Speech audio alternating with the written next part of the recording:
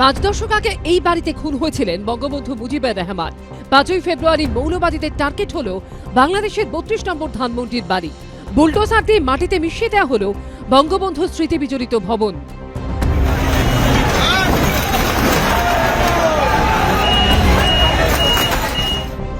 বাংলাদেশের এই লজ্জার ছবিটাই ফের দেখিয়ে দিল মৌলবাদীদের কবজায় চলে গেলে একটা দেশের অবস্থা ঠিক কি হতে পারে।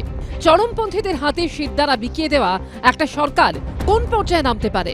কারণ এটা আলাদা করে বলার অপেক্ষা রাখে না যে বুধবার রাত থেকে বৃহস্পতিবার সকাল অবধি ধানমন্ডি, খুলনা, ময়মনসিংহে যা হয়েছে সেটা একেবারে মোহাম্মদ ইউনূস সরকারের মদতে।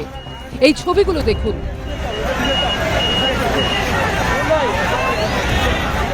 ধানমন্ডিতে সারা রাত ধরে বুলডোজার এনে মৌলবাদীরা যখন বঙ্গবন্ধুর বাড়ি গুঁড়িয়ে দিচ্ছে, তখন সেখানে দেখা যায়নি ইউনূসের পুলিশ কিংবা সেনার কাউকে।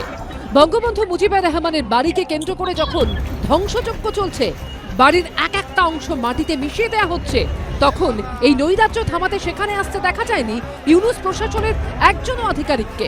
32 নম্বর ধানমন্ডি যখন আগুনে পুড়িয়ে খাক করে দেওয়া হচ্ছে, সেখানে আসেনি দমকলও। বাংলাদেশের পররাষ্ট্র উপদেষ্টা সাফাই দিতে গিয়েও সেনার ব্যর্থতা স্বীকার করে নিয়েছেন। আপনারা জানেন যে সেনাবাহিনীও কিন্তু সেখানে উপস্থিত হয়েছিল এবং তারা কন্টেইন করতে পেরেছে যাতে বাড়াবাড়ি এর চেয়ে বেশি কিছু না হয়। একেবারে তারা তো যখন শুরু হয়ে গেছে সেটাকে সম্পূর্ণ থামাতে পারেনি। কিন্তু বিভিন্ন মহলে প্রশ্ন উঠছে, এটা কি শুধুই নিষ্ক্রিয়তা নাকি রাষ্ট্রের মদতে নৈরাজ্য? এটা নজর ঘোরানোর জন্যই, এবং তারা একটা যেহেতু আওয়ামী লীগ এখন একটি ডিক্লেয়ার্ড এজেন্ডা দিয়ে দিয়েছে যে আমরা এখন মাঠে নামছি, আমরা এখন মশাল মিছিল করব, আমাদের প্রধানমন্ত্রী বক্তব্য রাখবেন, উনি অলরেডি রেখেছেন। এই ঘোষিত কর্মসূচিকে বানচাল করার জন্য বা মানুষের মধ্যে ভয় সঞ্চার করার জন্য ওরা এই ঘটনাটা করবে। বিশেষজ্ঞরা বলছেন এই নৈরাজ্যই এখন ভারত বিদ্বেষী ইউনূস সরকারের সবচেয়ে বড় অস্ত্র। কারণ গত বছর 9ই আগস্ট মোহাম্মদ ইউনূসের নেতৃত্বাধীন অন্তর্বর্তী সরকার শপথ নেওয়ার পর থেকে বাংলাদেশের অবস্থা প্রায় সব দিক থেকে খারাপ হয়েছে। সংখ্যালঘু হিন্দুদের উপর অত্যাচার নিয়ে বিশ্বের বিভিন্ন দেশ নিন্দায় সরব হয়েছে।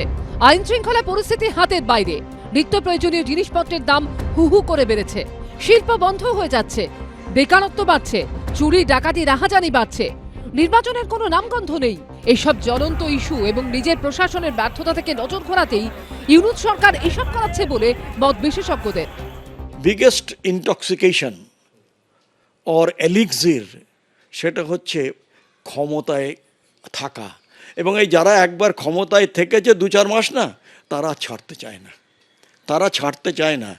আমরা বলতাম আমাদের বন্ধু রাষ্ট্র, সেই জায়গাটায় কিন্তু আমরা দেখতে পাচ্ছি না সেই জিনিসটা। আইন শৃঙ্খলা থাকলে এইভাবে সবার মানে চোখের সামনে একের পর এক হিস্টোরিক্যাল আর হেরিটেজ বিল্ডিংগুলো তারা ভেঙে ফেলছে, যেহেতু সেটা মুজিবুর রহমানের পরিবারের। দেখুন, একটা স্টেট যখন নিজের জনগণকে কোনো সিকিউরিটি দিতে পারে না, একটা নিজের যা যা দেওয়ার দরকার, সেটা আপনি সোসাইটির ক্ষেত্রে বলুন, সেটা আপনি অর্থনীতির ক্ষেত্রে বলুন, সেটা আপনি সমাজ স্তরে বলুন, যখন এই সমস্ত দিক থেকে ফেল করে, তখন সে কিসে টিকে থাকতে চায়? তার তো টিকে থাকার কোনো ভিত্তি দরকার, এবং সেই ভিত্তিটাই কোনোভাবে যদি নড়বড়ে হয়ে যায়, তখন সেই মৌলবাদীর আশ্রয় নেয়।